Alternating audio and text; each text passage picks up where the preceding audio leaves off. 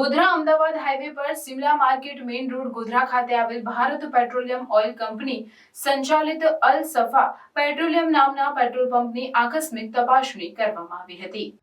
તપાસણી દરમિયાન અનેક અનિયમિતતાઓ અને ખામીઓ બહાર આવી હતી। તપાસણી દરમિયાન અધિકારીઓ પેટ્રોલ પંપના મશીનો અને માપદંડોની ચકાસણી કરી હતી। આ ચકાસણીમાં કેટલાક મશીનોમાં ખામી જોવા મળી હતી, જેના કારણે ગ્રાહકોને યોગ્ય પ્રમાણમાં ઈંધણ મળતું ન હતું। આ ઉપરાંત કેટલાક મશીનોમાં માપદંડો પણ યોગ્ય રીતે કેલિબ્રેટેડ ન હતા, જેના કારણે ગ્રાહકોને નુકસાન થતું હતું।